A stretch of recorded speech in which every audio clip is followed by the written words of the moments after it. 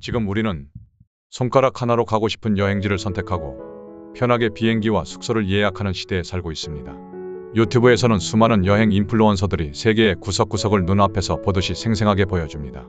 대한민국이 여행 자유화를 시작한 해는 1989년이었습니다. 그 전에 해외여행은 특별한 사람들이 특별한 이유로 국가의 허락을 얻어야만 할 수 있는 사치스러운 경험이었습니다.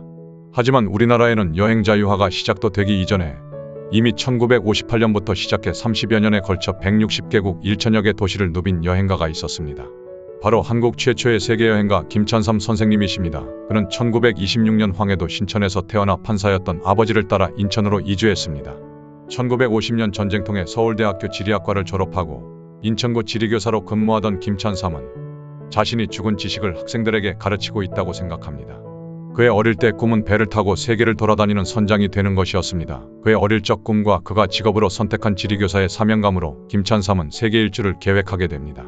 영어와 스페인어를 배우고 사이클로 하체를 단련시키며 친구 2명과 여행 준비를 했지만 결국 혼자 여행을 시작하게 됩니다.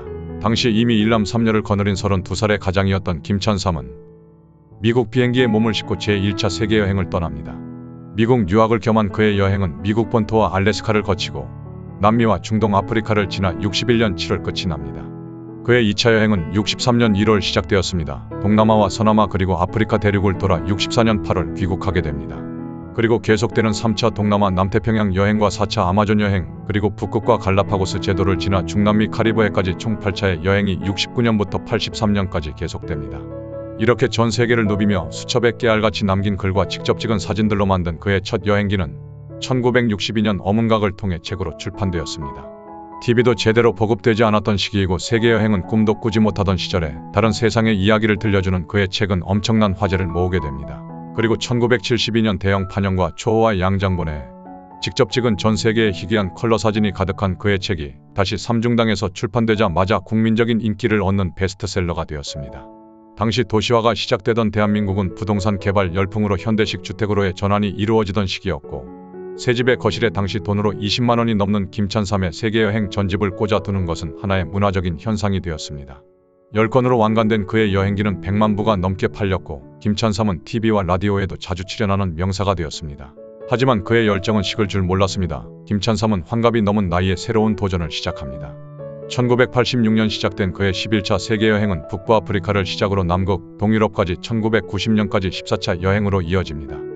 그가 첫 해외여행을 할 당시에는 우리나라가 힘이 없어 비자를 발급받지 못했던 곳도 많았고 공산국가여서 입국할 수 없었던 나라들도 많았기에 그때 여행에서 빠진 나라들을 다시 여행하게 된 것입니다. 그렇게 다시 활발하게 세계여행에 도전하던 그는 1992년 현대자동차의 후원으로 갤로퍼를 타고 288일간 유라시아 대륙횡단 여행을 하게 됩니다. 그리고 이 여행 중 인도에서 열차 사고로 머리를 다치게 됩니다. 별 문제가 없으리라 생각하고 여행을 마치고 돌아왔지만 이미 그의 뇌는 손상을 입은 상태였고 언어장애를 겪으며 투병 생활을 하다 2003년 7월 노환으로 사망하게 됩니다. 그는 여행을 떠나기 전 유서를 써놓고 여행을 시작했습니다. 그리고 실제로 여행 중에 생명의 위협을 받았던 적도 많았습니다. 지금도 여행이 불안한 아프리카의 오지를 오토바이를 타고 횡단하며 맹수와 만나기도 하고 강도를 만나 가진 것을 다 뺏기기도 했습니다. 김찬삼은 아프리카 여행 중 가봉에 계시던 슈바이처 박사를 직접 만나 같이 사진을 찍기도 했습니다. 그는 소년 시절 박사의 책을 읽고 감명받아 슈바이처 박사에게 꼭 만나 뵙고 싶다는 편지를 쓰기도 했습니다. 그의 여행은 기본적으로 무전여행이었습니다. 40여 년의 기간 동안 그는 160개국 20여 인종을 만났고 100여 민족의 2000가정을 직접 접촉하며 그들의 생활 속에 스며드는 여행을 했습니다.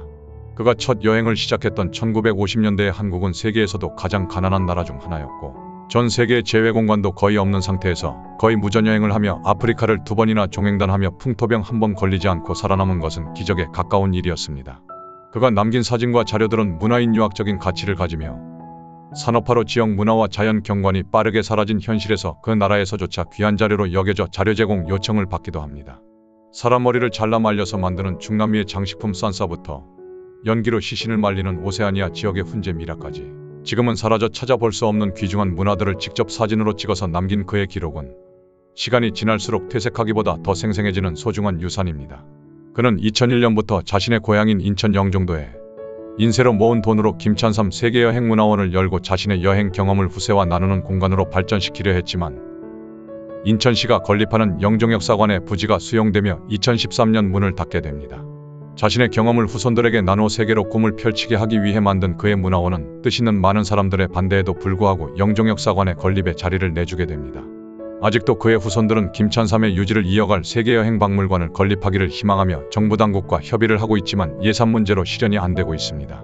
김찬삼의 혼이 담긴 카메라와 낡은 지도들, 그리고 수만 장의 슬라이드 필름과 그가 독일 친구에게 선물 받은 빨간색 폭스바겐까지, 그의 유물들은 아직도 수많은 미래의 여행자들에게 영감과 경외감을 불어넣어줄 소중한 유산들입니다.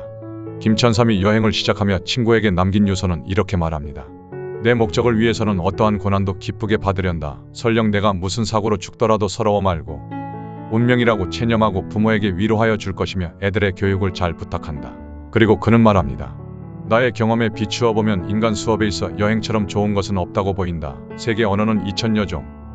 이를 다 배우는 것보다는 소박하고 어진 미소가 무엇보다도 고귀한 것이 아닐까.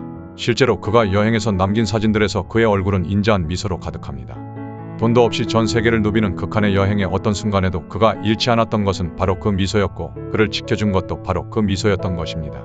시대를 앞서간 여행의 선각자이며 암울했던 시기에 국민들의 눈을 해외로 돌리게 만들고 젊은이들의 가슴에 여행의 불씨를 심어준 그의 일생이 하루빨리 재조명되기를 기대합니다.